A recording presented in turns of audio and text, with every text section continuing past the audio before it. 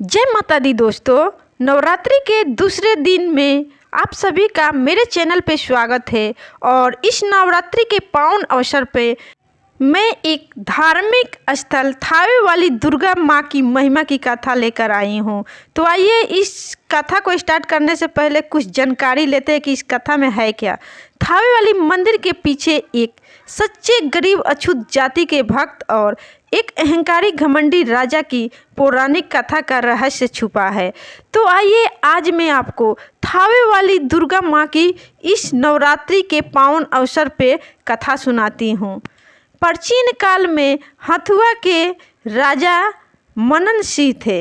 उन्हें अपने आप पर बहुत घमंड था। वे अपने आप को माँ दुर्गा का सबसे बड़ा भक्त मानते थे।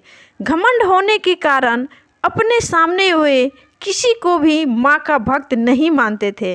इसी दौरान राज्य में अकाल पड़ गया और लोग खाने को तरसने लगे। उनके राज्य में चारों तरफ भूखमरी छा गई और थावे में रहसु भगत रहते थे और वो माँ कामाख्या देवी के सच्चे भक्त थे। पौराणिक कथा के अनुसार रहसु माँ की कृपा से दिन में घास काटता और रात को उसी से अन्न निकल जाता था। वे बाघ के गले में विषैले सांपों का रस्सी बांधकर धान की दौरी करते थे।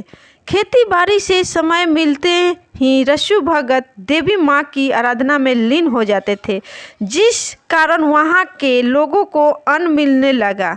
लेकिन इस चमत्कार को सुनकर राजा को विश्वास नहीं हुआ। वह रहसु भगत को ढोंगी कहने लगा। लेकिन रहसु भगत सच्चे मन के थे। वे राजा से एक ही बात कहते थे कि मैं ढोंगी नहीं हूँ। माँ मुझे रोज रात को स्वप्न में दर्शन देती है और अगले दिन ये चमत्कार हो जाता है। ये चमत्कार माँ ही करती है। लेकिन राजा को विश्वास नहीं हुआ।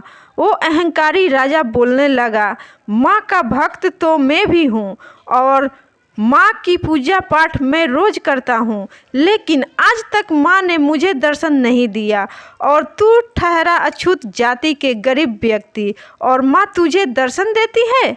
मैं कैसे मानूं? अगर सही में तू माँ का सच्चा भक्त है तो मेरे सामने माँ को बुला, माँ का दर्शन करा। अगर तू ऐसा नहीं करता है तो तुझे दंड मिलेगा। अब तो तुझे माँ को यहाँ बुलाना ही होगा। रहसु भगत ने राजा मनन सिंह को ऐसा नहीं करने की सलाह दी।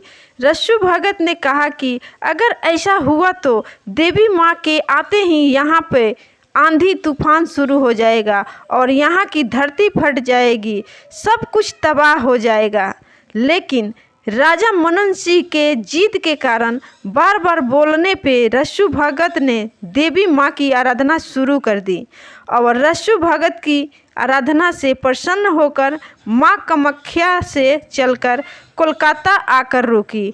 वहाँ माँ कोलकाता के काली घाट बनी। वहाँ से पटना पहुँची, जहाँ वे पटन देवी के नाम से जानी जाती है। इसके बाद वे आमी, जो कि छपरा जिले में माँ दुर्गा का एक प्रसिद्ध मंदिर है, और हर जगह पर रहसु भगत ने राजा को समझाने की कोशिश की, लेकिन राजा नहीं समझा। रहसु भगत ने हर जगह पे बोला कि माँ अभी यहाँ तक पहुँची है, अब भी मान जाइए। लेकिन वह अहंकारी घमंडी राजा उस रहसु भगत की बात नहीं मानी। वो फिर से रहसु भगत को ढोंगी कहने लगा। उसके बाद वहाँ से माँ घोड़ा घाट पहुँची और फिर वहाँ से थावे पहुँची। देवी माँ थावे जैसे ही प्रकट हुई, वहाँ पर आकाशीय बिजली चमकी और राजा मनन सिंह और उसके पूरे राजपाट की तबाही शुरू हो गई। रहसु भगत के सिर को फाड़कर उसमें से देवी माँ का कंगन और हाथ का हिस्सा बाहर निकला। इससे रहसु भगत को जहाँ की मुक्ति मिल गई। वहीं देवी माँ की इसी थावे वाली जंगल में स्थापना कर दी गई। तभी से इस मंदिर में माँ की पूजा शुरू हो गई। थावे मंदिर की थोड़ी दूरी पर ही उनके भक्त रस्सू भगत का भी मंदिर है, जहां बाघ के गले में सांप की रस्सी बंधी हुई है। और ऐसा कहा जाता है कि जो भी भक्त माँ के दर्शन करता है उन्हें रस्सू भगत का भी दर्शन करना चाहिए, तभी माँ सभी भक्त की मनोकामना पूर्ण करती है। और माँ के मंदिर के कुछ दूरी पर अहंकारी राजा का टूटा फूटा महल भी है। और इस पावन स्थल पर देश विदेश से भी भक्त घूमने आते हैं। और जो भी भक्त सच्चे मन से माँ से कुछ मांगता है, माँ सबकी मनोकामनाएं पूर्ण करती है।